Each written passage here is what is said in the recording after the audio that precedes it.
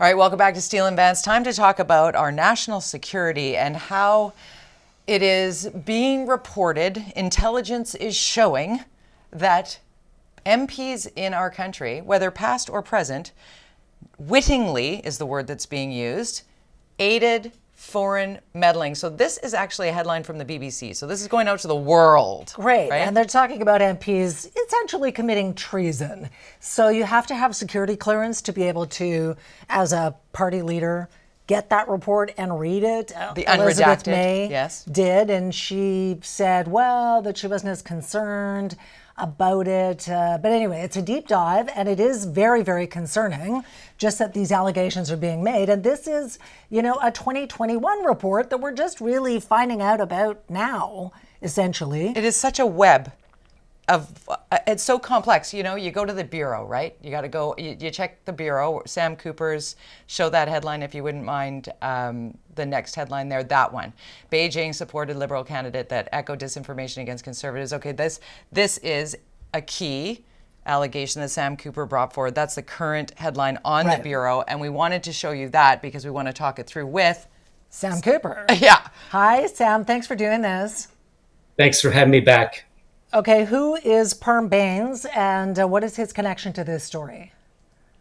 Parm Baines is the Liberal member for Richmond Stevenson, and your viewers, I'm sure, know and remember a big story of the foreign interference was how the Conservative MP in Kenny Chu was targeted with disinformation, a lot of lies. It was eventually proven, my reporting broke the story essentially, that China, through its media controlled in Canada and social media on WeChat, lied. They said Kenny Chu, because he wants a foreign agent registry, not targeting any country or community, but to protect Canada, there was a lot of disinformation before the September 2021 election saying Kenny Chu and the Conservative leader were racist and that this bill would target all Chinese Canadians and suppress them. And so what happened with Mr. Baines is he went on some Chinese media in British Columbia and was asked, would he support this bill? He said no. Essentially, his answer was, that's discriminatory. I cannot support that.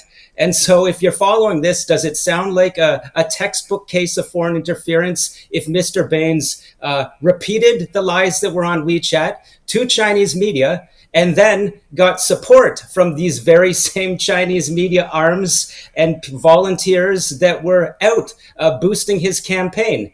This is what I've reported for the Bureau. This is a textbook case of a politician allegedly wittingly receiving support from Chinese entities and front groups because they stepped forward to attack Kenny Chu, the opponent, as, what China was lying and saying. He's a racist. So I reported for the Bureau that this is one of those key allegations in this new NSI COP report that says politicians are wittingly supporting foreign states' interference. And as I reported, Justin Trudeau's party was warned by CSIS about this case before the last election. And the documents I've looked at from another body, the Foreign Interference Commission, show that Justin Trudeau's party did not do anything. So all concerning and all fitting into that pattern that's shocking the world. You're right. Reading these headlines, are Canadian MPs wittingly assisting foreign states to get into reciprocal relationships?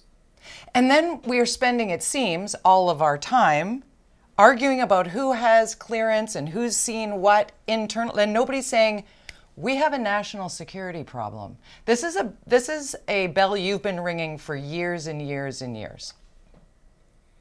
This is the bell I've been ringing for years. I started looking into, as you know, money laundering in Vancouver and how that illicit underground finance, I reported in my book, Willful Blindness. This feeds into, what your viewers now know I call United Front networks. Hey, look, this is exactly the key body that this new report from Canada's Parliament says is being used by China. United Front networks directed from Beijing to infiltrate Canadian media, to infiltrate Canadian politics by supporting the people that Beijing wants in Parliament and by attacking those it doesn't.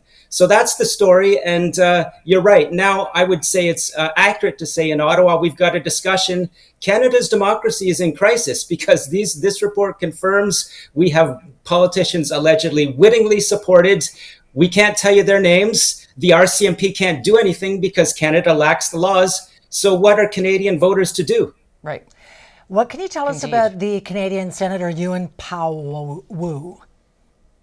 Yuen Pao Wu, someone I reported on in my book and for the Bureau, a very strong source from the Chinese Canadian diaspora, provided me with a tape recording of Yuen Pao Wu promising the very people I'm pointing to in that Parm Bains story. He promised this group that he would protect their activity in China's United Front Work Department.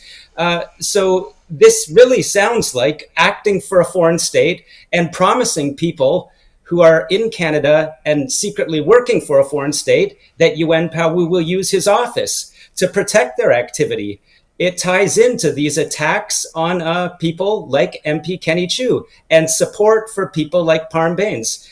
What I can tell you guys, I'll confirm today, my sources who have been proven 100% accurate ever since I started breaking these stories at Global News in November 2022 tell me that CSIS is investigating Senator Yuen Pao Wu. Now, I understand the senator denies being an agent of any kind, but he's up there in the Foreign Interference Commission arguing against the foreign agent registry that was voted into law in Canada, in Ottawa today. Wow. Unbelievable. Okay, so Sam, for people sitting at home watching and saying, what are we going to do next? As you said, our laws are ill-equipped. Canada as a nation, our democracy is at risk. We went from being the Vancouver model to the Toronto model to the Canadian model, it seems. How do we move forward in this moment without putting our partners or those who have informed this report, this national security report, at risk? What do you think has to happen next? It's a real bind. People are rightly concerned in Canada that we don't have the names of these politicians that were, pointed to in a redacted report. And so the key thing here is that, okay, there is a sliver of light. We now have approved in Ottawa today a foreign agent registry, which is what Kenny Chiu was asking for back in 2021 before he was attacked.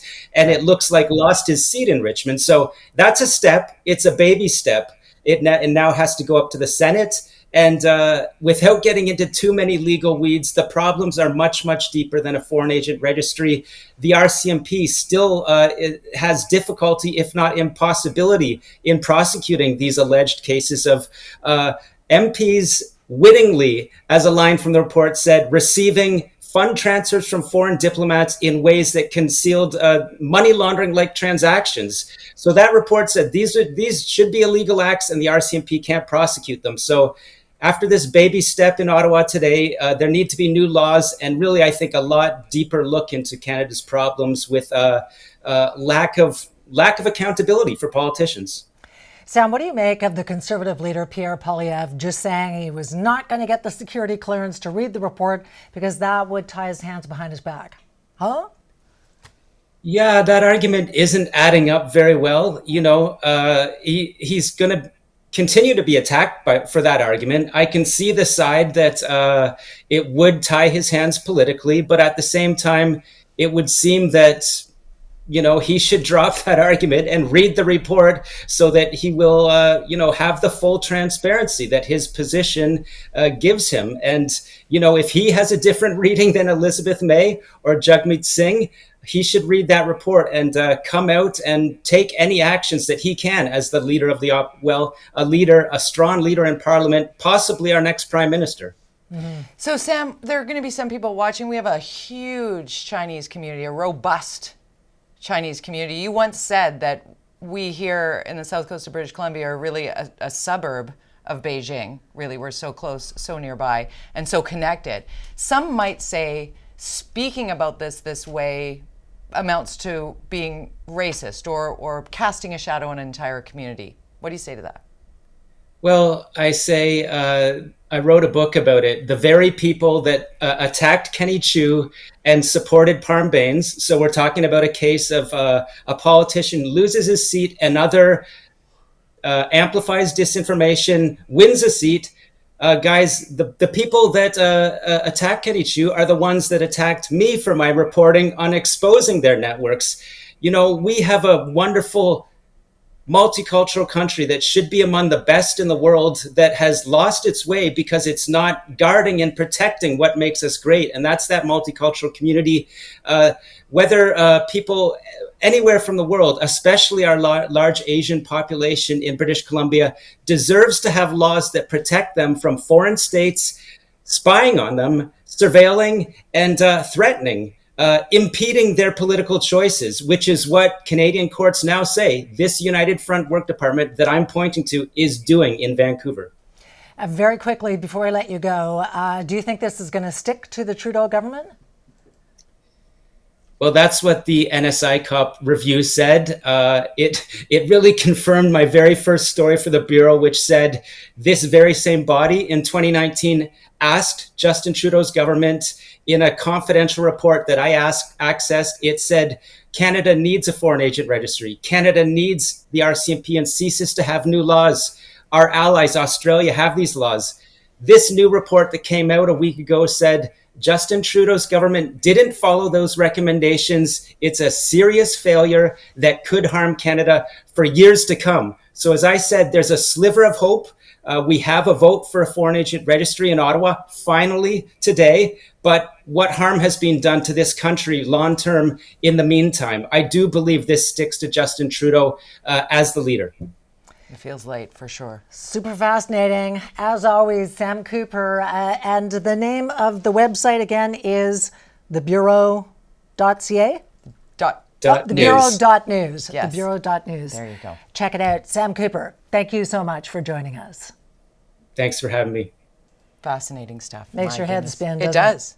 But he always makes it so clear. Yeah. Like, we just have to keep following the breadcrumbs. And no matter how much noise comes into play, the Bureau.news is a great fact-based source. And a great read. Absolutely. Okay, later in the show, speaking of great things, we're going to have some fun in the show. We're going to talk some fashion with our very good friends from Twist Fashions and learn more about trends for summer. And still ahead, what do you do when you see a marine mammal in distress? Well, you call the Marine Mammal Rescue Society. It has rehabilitated and released thousands of marine mammals in BC. A couple of the team members join us next. And that sea lion was fine. We'll tell you that story coming up. Hey, viewing party time. Ken and Nanaimo, you're on the show. We have Lorene in Cobble Hill. Thanks for watching. And Gracie from Langley. And also Carrie from Coquitlam. There's Carrie and her Carrie pup. with a pup. Sela. Yes. Okay, viewing party at CHEKmedia.ca. Take a picture of you watching us. Tell us where you're watching from. Send it in. We might gift you a $100 gift card to a tasty restaurant. Compliments of the BC RFA.